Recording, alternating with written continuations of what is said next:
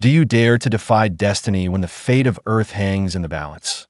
In a far-flung corner of the cosmos, a council of beings from countless worlds gathered with a single, chilling purpose: to decide the future of our home planet. The Galactic Council, a vast interstellar governing body filled with species of every imaginable form, had turned its collective gaze toward Earth, a small, seemingly primitive world that they believed stood in the way of their so-called greater galactic good.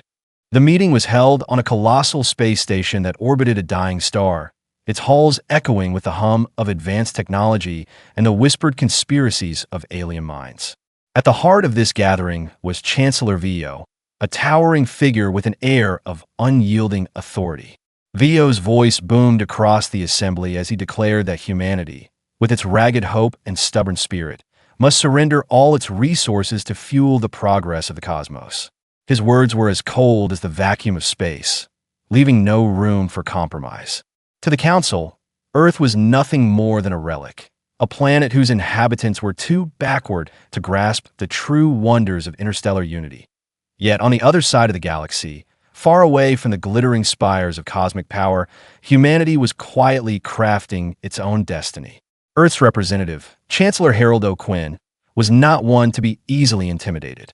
Calm and resolute, he stepped forward with a steady gaze that cut through the laughter and scorn of his alien counterparts. In a moment that would echo through the ages, he proclaimed in a voice that carried both warning and defiance: Asterisk, never try to take Earth. Asterisk, his words, simple yet filled with unyielding determination, reverberated like a challenge across the interstellar divide. While the alien delegates scoffed at this statement, dismissing humans as weak and inconsequential, O'Quinn's resolve was far from a sign of submission. The Galactic Council, brimming with overconfidence, had long believed that their superior technology and ancient wisdom made them unstoppable. They ridiculed the idea that a planet could muster any form of resistance. Earth has no means to oppose us, they confidently claimed, their voices echoing off the metallic walls of their chamber. They argued that being assimilated into the galactic order was a gift, a rare chance for a primitive world to be elevated by the might of cosmic progress. In their eyes, Earth's struggles were trivial, and humanity's spirited defiance was nothing more than a fleeting distraction. But beneath the calm exterior of diplomatic meetings and public statements, a different kind of energy was brewing on Earth. In secret, far from prying eyes and eavesdropping sensors, Earth's military strategists were huddled in dimly lit rooms, poring over star maps and encrypted transmissions. They knew that waiting for the alien invasion would mean certain destruction. Instead, they crafted a plan that was as daring as it was dangerous, a preemptive strike against the Council itself. The strategy was simple in concept but complex in execution. While a diplomatic fleet sailed into the heart of the enemy's territory as a decoy, a hidden war fleet was being readied in the shadows, waiting for the precise moment to unleash a counterattack that no one, not even the arrogant aliens, could foresee. In a bold move that defied the expected script of intergalactic politics, Chancellor O'Quinn set course for the Council's central world, a planet where the most influential alien leaders resided. The journey was perilous, filled with uncertainty and the looming threat of betrayal. As his vessel entered the orbit of the alien stronghold, the reception he received was laced with arrogance. The alien hosts wore smirks that bordered on contempt, convinced that they would soon witness humanity's desperate plea for mercy. They expected O'Quinn to crumble under their disdain, to beg for leniency as they marked Earth for its so-called reformation. Inside the Grand Council chamber, a vast hall filled with representatives from species whose forms defied human understanding, O'Quinn found himself standing alone against hundreds of eyes. The chamber was alive with whispers and derision as alien leaders, each more exotic than the last, dismissed him with a wave of their tentacles or a flicker of bioluminescent irritation. Despite this overwhelming opposition, O'Quinn stood tall, every inch a symbol of the human spirit that refused to be broken. Then came the moment that would change everything, a speech delivered not in desperation, but in defiant clarity. O'Quinn did not cower or plead for mercy. Instead, he challenged the very core of the Council's authority.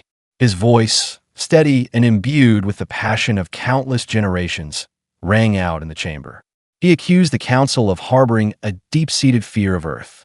Not fear because of the planet's technological might or resource wealth, but because of its unbreakable will, the fierce determination that had seen humanity through millennia of struggle and strife.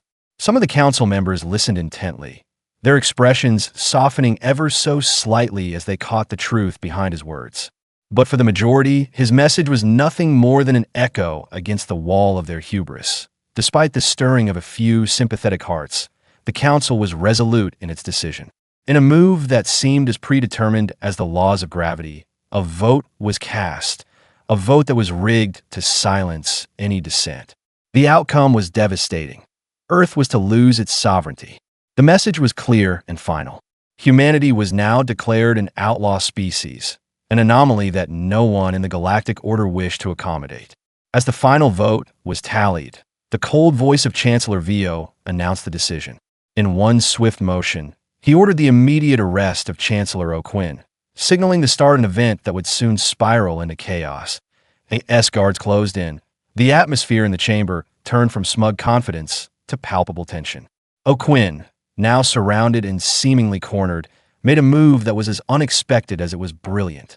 With a subtle gesture, he activated a hidden device, a secret tool that had been safeguarded for just this moment. His final words, spoken with quiet intensity, hinted at a secret countermeasure that Earth had long been preparing. The message was clear. Even in the face of overwhelming odds, Earth was not ready to go down without a fight. And then, as if in a scene pulled from the pages of a legendary saga, the screen faded to black.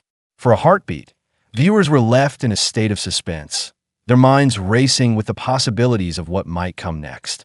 Was this the beginning of humanity's downfall, or the spark that would ignite a rebellion capable of shaking the very foundations of the cosmos? The answer remained tantalizingly out of reach, leaving the audience on edge and hungry for more. Throughout this unfolding drama, each moment was a testament to the power of defiance, a reminder that sometimes the smallest spark of resistance can light the way to monumental change. O'Quinn's journey was not just about facing an enemy from beyond the stars. It was about challenging the very notion of destiny. It was about proving that even when the odds are stacked high and the opposition seems insurmountable, the will to fight can never truly be extinguished. The story of Earth's struggle against the cosmic juggernaut was more than a tale of war and politics. It was a narrative woven with the threads of hope, sacrifice, and the relentless pursuit of freedom. As the narrative unfolded, viewers were drawn into a world where every decision carried the weight of 1,000 lives, and every moment could be the turning point between subjugation and liberation. In quiet moments away from the glare of battle, people across Earth began to whisper the legend of O'Quinn. They spoke of a man who stood up to an empire of stars, a leader who dared to remind a powerful council that the spirit of humanity was not for sale. His defiant stance became a rallying cry for those who believed in the possibility of change, a beacon of hope in a universe that often seemed cold and indifferent. For many, the true beauty of this saga lay in its reminder that courage is not the absence of fear, but the resolve to move forward despite it. The secret preparations that had taken place in hidden military bases, the quiet discussions in underground bunkers, and the unyielding spirit of ordinary people all converged to create a force that could shake even the mightiest of adversaries. The plan was simple yet brilliant. While the aliens expected a weak, pleading human representative, they were about to be met with a strategy that combined stealth, strength, and a deep understanding of the enemy's arrogance. Even as the council celebrated their victory with smug satisfaction, the seeds of rebellion had already been sown. Across the stars, whispers of Earth's hidden might began to circulate among those who knew that power was more than just technology. It was the heart, the spirit, and the resolve of a people united by a common dream. In the face of overwhelming odds, humanity had taken a bold step forward. They had decided to fight not out of anger, but out of an unwavering belief in their right to exist on their own terms. The scene inside the council chamber was a study in contrasts. On one side, there were beings who had lived for eons, their wisdom steeped in the traditions of their long-extinct civilizations. On the other side, there was a single man whose eyes burned with the fire of defiance, a fire that refused to be snuffed out by the cold calculations of interstellar politics. His challenge was not just a personal stand, it was a message to every living soul on Earth. You are not weak, and you are not insignificant. As the drama reached its climax, every passing second carried a tension that was almost tangible. The hidden device that O'Quinn activated was more than just a tool. It was a symbol of humanity's readiness to fight for its future.